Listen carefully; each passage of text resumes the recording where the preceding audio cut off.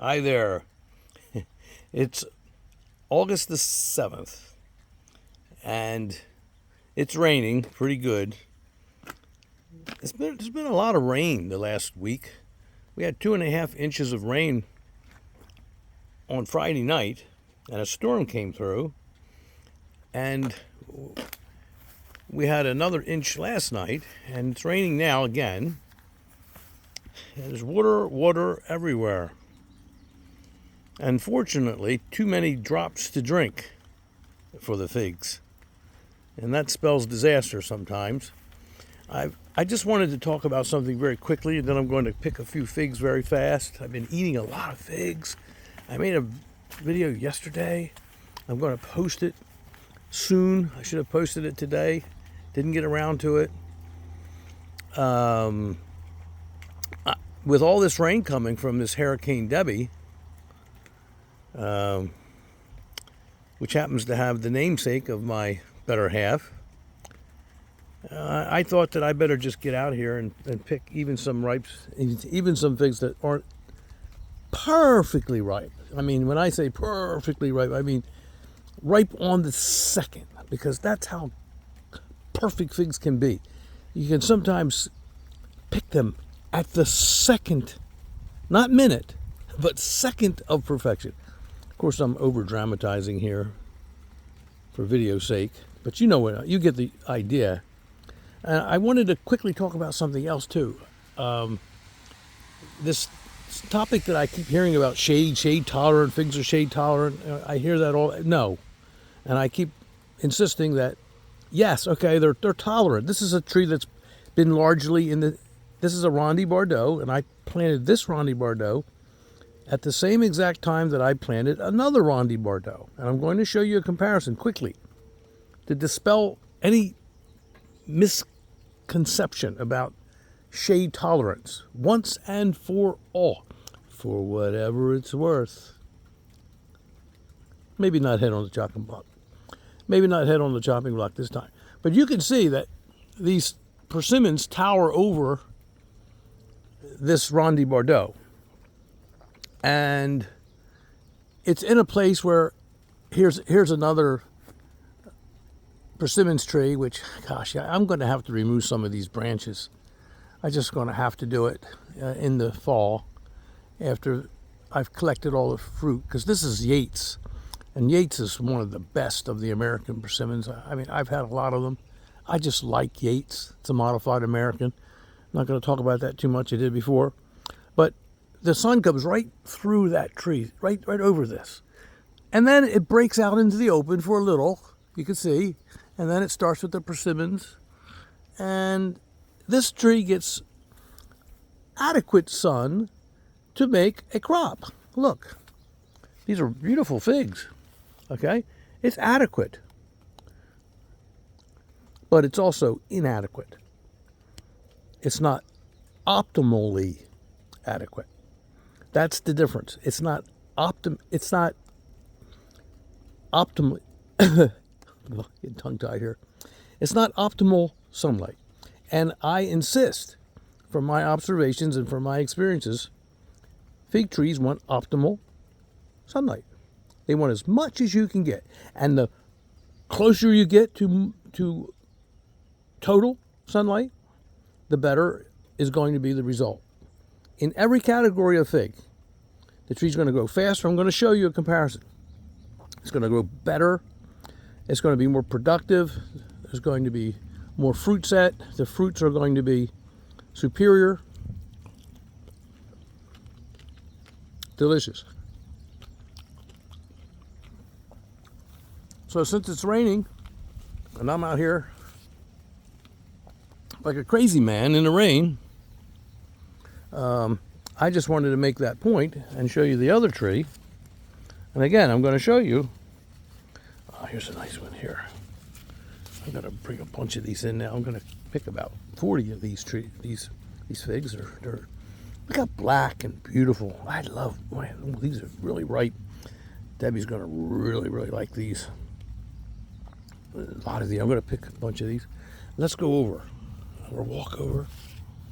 Let's go take a walk over to the other Rondi de Bordeaux. Now, this is one Rondi de Bordeaux. Okay, you see it. You saw it. Planted the same time as that Rondi de Bordeaux.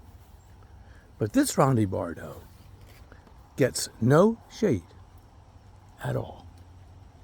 Look at it. It's huge by comparison. It's vigorous. It has much denser fruit production. There's way more figs. There's bigger branches, healthier branches, thicker branches. I mean, the other tree is very healthy. I don't want to take too much away from it because anybody would be proud, including me. Oh, I get caught in the net here. Anybody would be proud to have a tree like that. But this one's so much better. Wouldn't you agree? And it's just loaded with these beautiful, marvelous, black, delicious, sweet, exquisite, rich, tasty figs.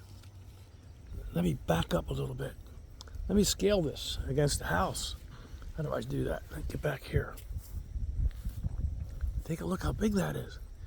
That's the most beautiful tree in my collection. Now, it's not fair that the other Celeste that's over against the apex of the house has been there for 30 years. More than that. Maybe 33 or 4. I don't know exactly. I don't know. When I tell you 30 years, it's at least 30 years. And that one's only been there for 4 years. This is probably his 4th or 5th year. I don't know what. I'm not sure. It's either the 4th summer or it's probably the 5th. If you count being in a pot, it's the 5th. Okay? But let's look at it. Let's look at it. Look how big it is.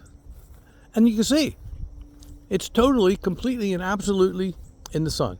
There's nothing that hinders the sun of that particular tree because the sun rises in that cornfield across the street. It rises up there and it comes right across like that and it goes over. And at the very least, it might get a tiny, tiny, tiny little bit of momentary shade when it crosses the top of those trees over there. That tree, that persimmons tree. But very minimal. And as a consequence, you can see this is an incredible tree to have in your collection. There's one falling down. That looks like the work of a squirrel right there. There's another nice right one under there. Look at that. Oh, beautiful. I have to take a few pictures of this. It's so nice. Look at this. Look at that.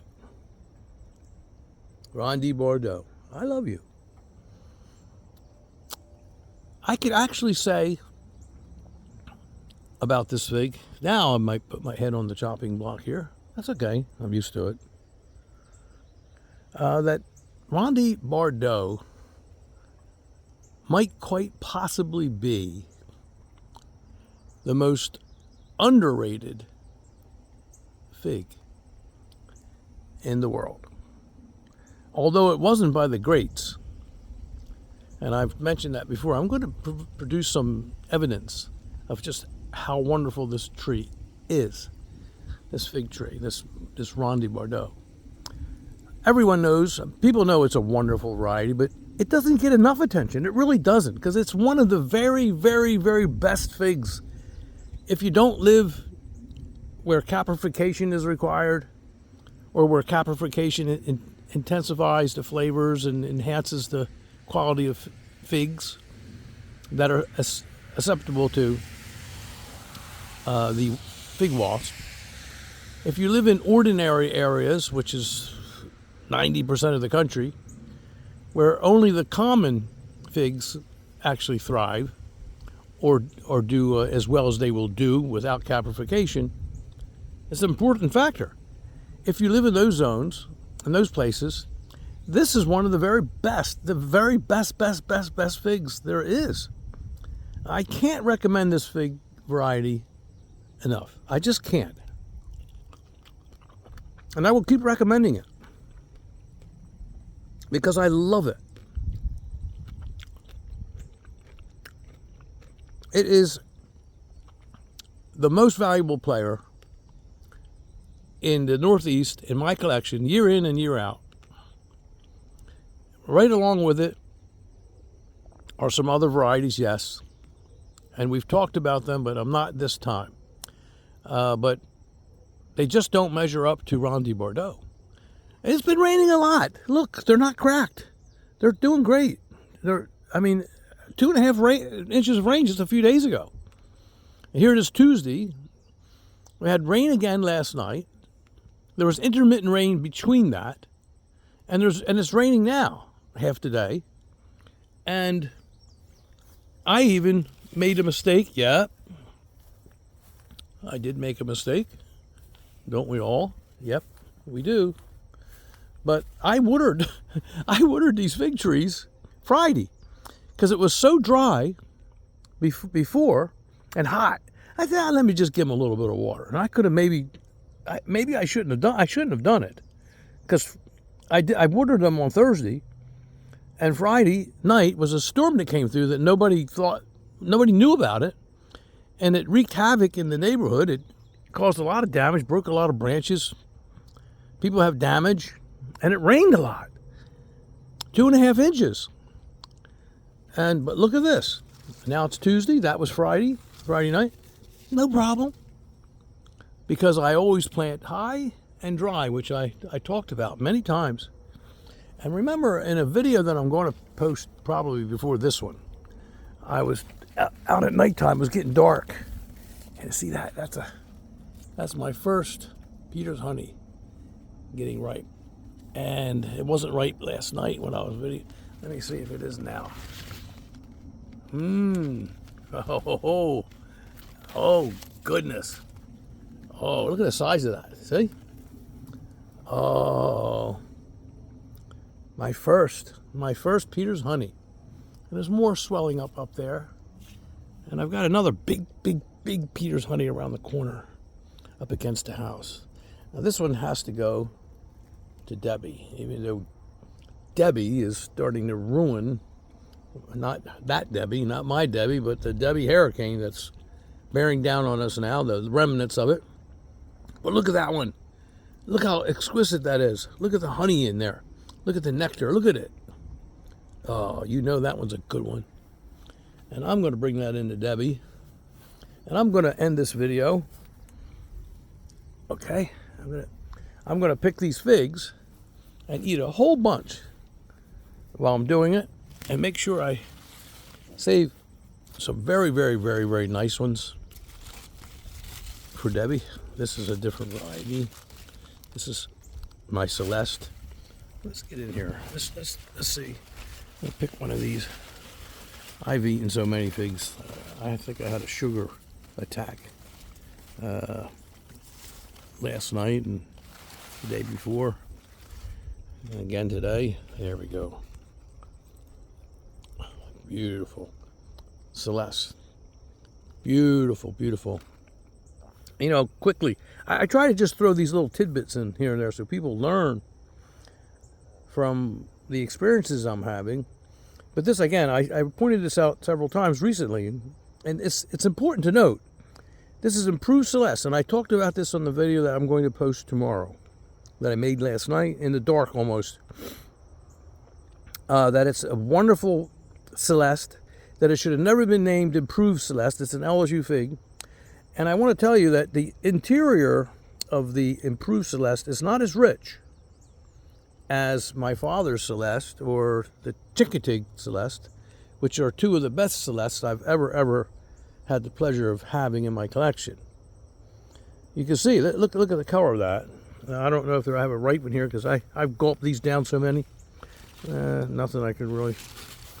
I'll show you again another time, but I already did in another video, so you'll see it.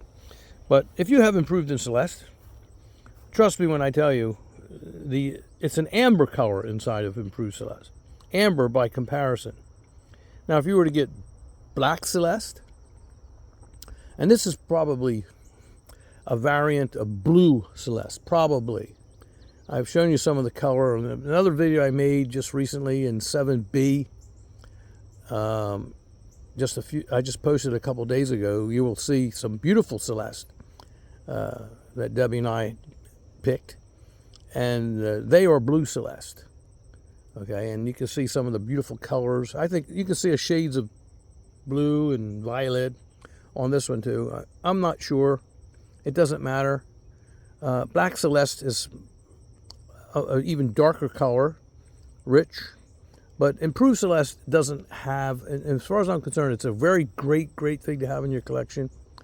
I have it. I would, if I had to choose, I would choose this Celeste over it, for sure, for the reason I just explained. It's just a bit richer in flavor, and I think a more vigorous grower, and it certainly is more winter hardy. There's no question. This tree is incredibly winter hardy. I think Celeste is one of the most winter hardy of all of the varieties I've ever had in my collection ever, over many, many decades. And this particular variant, because of its performance, is the most cold hardy I've ever observed, because my father had this for over 10 years, 15 maybe, I'm not sure, out in the same, it was only a half a mile from here, and he was not in the town, he was out in the cold. The temperatures got as cold there as they do here, and he never wrapped his tree one time, and it never died. Not one branch ever died on that tree, ever. And that's really saying something. And any of my relatives that are listening and watching this video, and I'm sure there's quite a few that are, they will know that this to be the absolute truth. Dad's tree, the $10,000 tree, I used to refer to it as, there was never one like it, ever. That tree was just immune to the cold. How so? Again, it's the evolutionary background of the tree, of that particular evolution, that particular quality that was passed down through the generations for some reason or other, due to geographic separation, due to the adaptability of the tree in certain regions, that particular one, that wherever it came from, the regions where it maturated into a very, very dominant or prominent fig variety among the people that made it so, and chose the cuttings and chose the sports and so on. They ended up with a high quality fig variety. I want to tell you too. Here I go rambling, but it's important. These little things are important, maybe to you.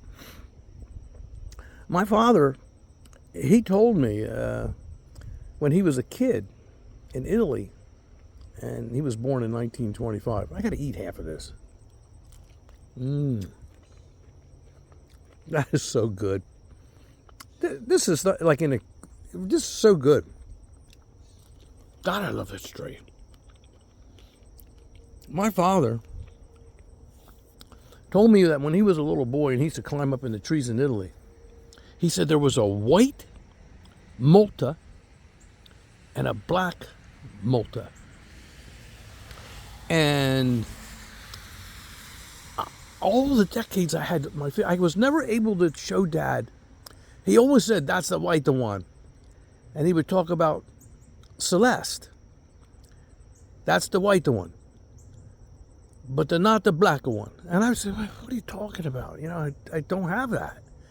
But now I see that the black, and I've arranged two to get one soon, but the black Celeste now is being made popular. And indeed it is black. It's the blacker one, like my father was saying. And so I know for a fact that fig tree existed in the town of Fratamaggiore, where my father was born, at the foot of Mount Vesuvius, the famous volcano of Pompeii and Herculaneum. And so, yes, I never found it from my dad. I wish I had at that time, but I wasn't aware of its existence. But now it's being made more popular, and it is a richer quality, or the color at least. Now, I have a very good friend of high reputation in the fig community. I'm not going to get his head up on the chopping block right now. I will at another time. if he gives me permission to do it. But he's well known throughout the fig community, and he's a wonderful guy and a friend, I consider him a close friend of mine, and I trust him emphatically, which is rare. I do trust him emphatically, and he has the Black Celeste, and he has for several years. He mentioned it to me, and he's not so sure. He takes his time like I do.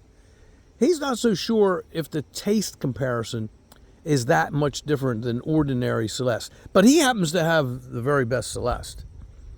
And I know that, or at least the ones that I think are the best, because I provided them to him years ago. And so he's comparing that with the Celeste that I provided to him, okay? Not just any old ordinary Celeste, because depending on the Celeste that you might come across, and they're all good, I want to tell you. It's a remarkable cultivar, period. It's the superior cultivar in every way. The only reason why they ever started the LSU doctor at work, the only reason why they started to try to use it in their breeding program was because Celeste doesn't have a dependable Breba crop. It's just a main crop fig, almost always, invariably, really, in anything of my experience. The great many of the Breba that form, and they do form, they fall off because they need caprification or whatever the reason it might be. They just fall off. And sometimes a few do get ripe, especially this darn variety. This one makes Breba. It makes Breba. Not many, but I'd say out of all the ones it makes, 10 or 15% get ripe. That's a lot. When it becomes a larger tree, none this year. So that's the only reason why they were tampering, if you will, with Celeste and through the breeding program, because it was such a superior cultivar. They said, well, maybe we can get it a little bit bigger because it does tend to be small. Maybe we can get a little bigger fig, and maybe we can get a Breba. And that's how you got improved Celeste, which is not Celeste. I keep saying it. It's not. I wish it was never named that. Oh, this one begs to be eaten. Look at that. So, but again, performance. They, even though it might have the same genetic heritage, the performance of certain so-called variants that adapted to different regions of the world through the thousands of years that figs have been popular among the populations in those regions of the world, foreign countries, etc., in different environments, different habitats, and different climates. They picked up, even though the same genetic background, they picked up certain genetic traits which are now carried on into perpetuity, and you might come across one that is sort of like this one, or you might get ordinary Celeste. And there's no such thing. I don't want to say it's ordinary because they're all good. I'm trying to say they're all good, but there are better ones. Okay? So getting back to the Black Celeste, is it tastier than the very, very best? Than the very, very best of the best of the best that I've ever come across? I don't know. I don't have Black Celeste. Okay? I'm going to find out. But my friend, who I trust more than practically anyone in the fig community, and I do trust several people very much. I want to make that clear too. There's some good guys. There really are. He isn't sure. So it can't be that dramatic. But what are we comparing it to? You know, we're comparing it to this incredible. This is just a few years old. Look at it. And this is, of course, I took cuttings from another tree that traced back to my father's tree. And this is just and I wish I had taken this video of this tree earlier, because there were so many figs on this tree. My son picked a whole big bunch of them and took them home in a bag. Now there's not too many ripe because I've been eating them for the last few days. And oh, wow. Yeah, pretty trees. Pretty figs. I just saw another ripe. Here's a real ripe one here.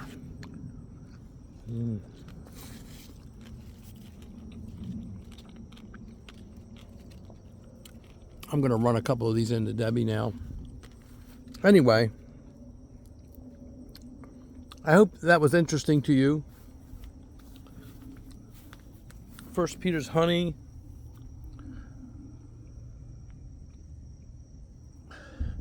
Let me pick a few more.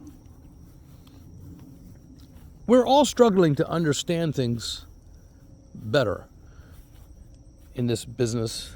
And of course, it's a hobby, not a business, but in this business of figs, we strive. We strive to understand. Oh, that one's a perfect. Look at it. Can you get anything better than that? Look at that. That Peter's honey over there is better.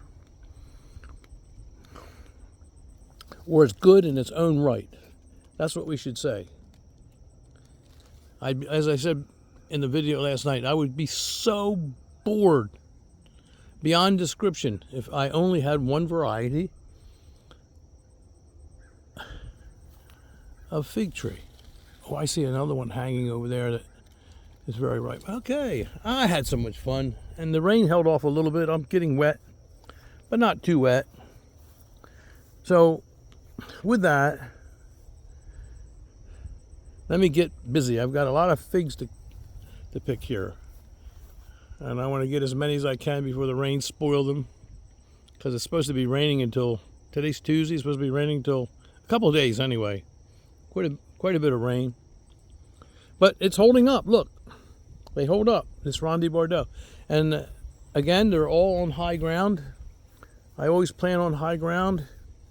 You can see how I restrict my plants in location. I'm backing off so you can see. I want you to all understand. Everyone should. The best results are when I plant on very, very high ground, the highest ground I have, so that the water can run off, and I control the watering more. They might require more watering, and they do. And when they do, I provide it to them. But the nice thing is when it rains, which we get a lot of in this Northeast where we live, it doesn't affect them as negatively as it would if they were planted down in a gully or down where the water table is closer to the surface, or where the water during a rainstorm, a heavy rainstorm, or a couple of days of heavy rain, collects and doesn't move on. I don't plant in places like that. Not figs. Blueberries, yeah, maybe, but not figs. High and dry, and you won't get the cracking, you won't get the splitting as much, and you'll be surprised what a difference it makes. And I've got also trees behind my barns, which is also as high as this ground. It's very high, and you've seen that orchard back there. And I will tell you that those figs don't crack or split as much as well. All right, here's a nice. Let's see, what is it? Marvasica. Look at that. See the difference between the two? These are, this year, I know I want to say, these are always my largest Mount Etnas. This year, I want to point out, they're not quite as large as they have been in years past, but they are large. But they're not quite, but they're also very, very intensely rich in flavor. It's one of my favorites. This tree that I came across, I'll probably never be able to find it again. It's a long story about this tree, but I've got it on previous videos if you're interested. Marvasica, which is Greek, and it means, I believe it means something black or black fig or something like that. I don't know. I'm not Greek. I don't. I'm trying to remember. I studied it a little when I was younger in college, but in any case, whatever it means, Marvasica. Maybe someone out there can educate me. This particular one is one of my favorite. It's larger than my other Mount Etnas. This year, not so much, but still pretty big. But there was other years where they would be half again as large. Almost every other year. I mean, they're big, and they're very rich inside. I like this variety. I just get excited about all of my varieties in my collection. That's very good. Very rich. Very, very flavored. Just perfect sweetness. You can see the color, the difference in that and violet or Rondi de Bordeaux. Okay. Thank you for visiting. I always enjoy your visits. I hope you pick up a pointer here and there. I enjoy introducing you or sharing with you different things that I do in my life and Debbie, and sharing my fig experiences, my collection, and the wonderful, wonderful, delicious tastings with you. I get excited and I think, well, let me share this. So most of my videos are very spontaneous, never planned, never rehearsed. They just are what they are, and just enjoy them for that. Take them for what they are. Just they're spontaneous moments in my life with the hobby of growing figs, something that I really became infatuated with decades ago as a child. And it just stayed with me my entire life. I know that I'll never outgrow it. It'd be impossible. Here's a very, very, very nice now, rich and tasty LSU Tiger. Okay.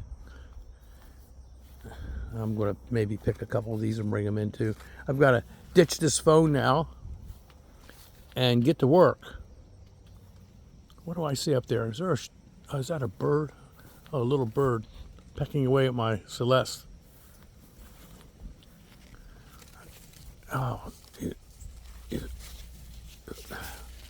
this is an ordinary Celeste. It's a little smaller, but it's still rich. Very, very good. Excellent. Wow.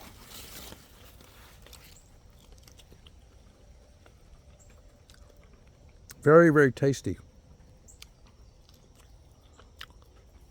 That's why it's still in my collection. Uh-oh. Look at that. Somebody's getting some of these. Hey, you nasty little critter. What are you doing? Stay away from my figs. Okay.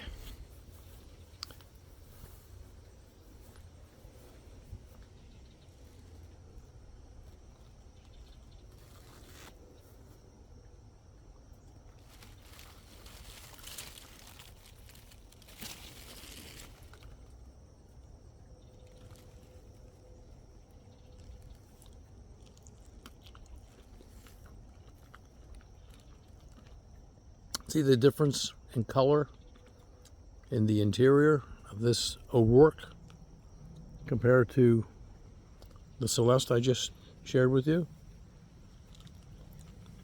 Totally different.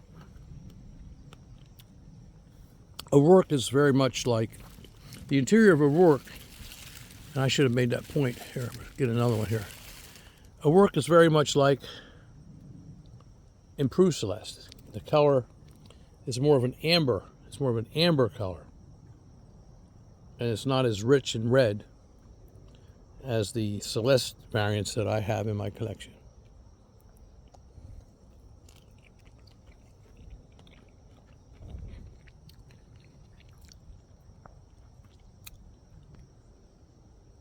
Having fun. Good day.